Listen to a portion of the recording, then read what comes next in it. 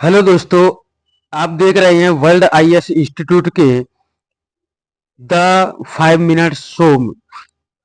तो इसमें हम द हिंदू, इंडियन एक्सप्रेस और अन्य अखबारों की प्रमुख खबरों को हम इसके अंदर लेके आते हैं।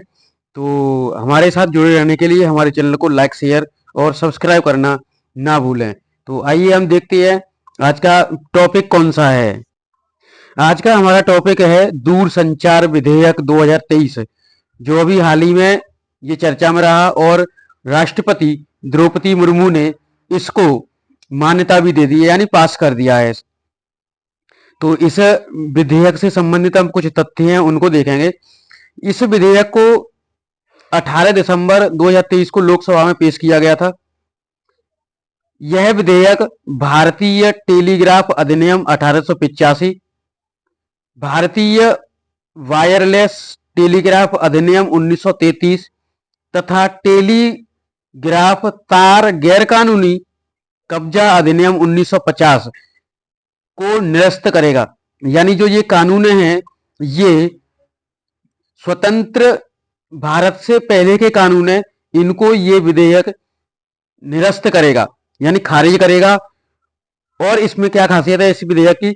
यह विधेयक भारतीय दूरसंचार नियामक यानी ट्राई प्राधिकरण अधिनियम 1997 को में भी कुछ संशोधन करेगा।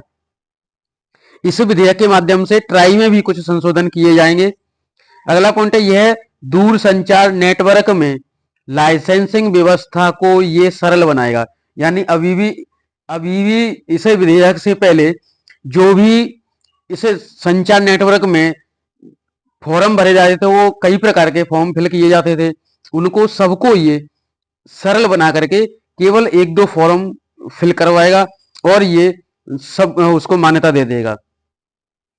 इस विधेयक में के माध्यम से राज्य की सुरक्षा, अपराधों के भड़कने की रोकथाम, सार्वजनिक व्यवस्था में सरकार निगरानी कर सकती है। यानी ये इसका इसका मतलब है कि जितने भी ये राज्य की सुरक्षा से मामले होंगे, भड़काने सर यानी अपराधों को भड़काने के मामले होंगे, सार्वजनिक जो भी व्यवस्था है, वो इस नेटवर्क से हट करके ये सरकार के हाथों में ये व्यवस्था आ जाएगी।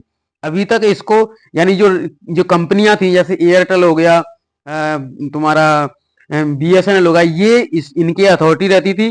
बट अब इसकी निगरानी, रोकथाम सब सरकार के माध्यम से की जाएगी। अगला टॉपिक आता है उपयोग नहीं किए हुए, यानी जो स्पेक्ट्रम उपयोग नहीं किए हैं वो सरकार के पास ही मौजूद रहेंगे। जो स्पेक्ट्रम प्रयोग नहीं किए हुए हैं वो स्पेक्ट्रम सरकार के पास रहेंगे। इसमें इसी विधेयक में एक फंड की स्थापना 1885 में की गई थी, जिसे यूनिवर्सल सर्विस ऑब्लिगेशन फंड का नाम दिया गया। किस नाम से इसकी स्थापना की गई? यूनिवर्सल सर्विस ऑब्लिगेशन फंड नाम से इसकी स्थापना की गई थी। इस फंड का उपयोग वंचित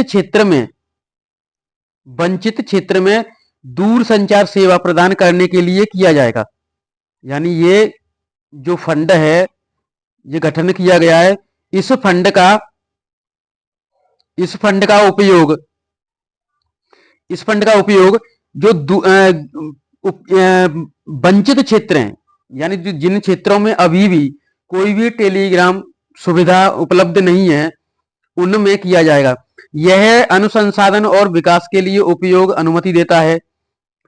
इस दूरसंचार विधेयक में इस फंड का नाम भी बदल करके डिजिटल भारत निधि कर दिया गया। वेरी इंपॉर्टेंट है ये यूपीएससी के अंदर ये कथन के रूप में आ सकता है कि अभी जो वंचित क्षेत्र के लिए जो किया गया था ऑब्लिगेशन फंड, उसका नाम क्या कर दिया गया है? तो इसका नाम डिजिटल भारत निधि कर दिया गया है। तो आइए देखते हैं, और इसमें हमें इसकी आवश्यकता क्यों पड़ी। हम इसकी आवश्यकता से संबंधित मामला देखते हैं। दूरसंचार विधेयक 2023 की आवश्यकता क्यों पड़ी? तो इसकी आवश्यकता भारत में तेजी से उभरता हुआ टेलीकॉम उद्योग, इसके कारण। दूसरा पॉइंट है उपभोक्ताओं की बढ़ती हुई संख्या का दबाव। दिन प्रतिदिन भारत में जनसंख्या में वृद्धि होती जा रही है, उसके कारण इस विधेयक की आवश्यकता पड़ी। एफडीआई का बड़ा स्रोत का प्रमुख कारण है, इसमें एफडीआई एक बड़े स्रोत का प्रमुख कारण है। एक चीज और यहां वेरी इंपॉर्टेंट है, भारतीय एयरटेल का प्रोग्राम वन वेव जो सैटेलाइट इंटरनेट को प्रदान करने के लिए प्रयास करता है। सैटेलाइट इंटरनेट को प्रदान कौन करता है? भारतीय एयरटेल का प्रोग्राम है वन वेव। तो ये भी बहुत इंपॉर्टेंट हमारा टॉपिक है कि भारतीय एयरटेल का कौन सा प्रोग्राम सैटेलाइट इंटरनेट को प्रदान करने के लिए प्रयास करता है, तो वो है वन वेव प्रोग्राम। तो ऐसे ही प्रोग्राम को देखने के लिए हमारे चैनल को लाइक शेयर एवं सब्सक्राइब करना ना भूलें। Thank you for watching.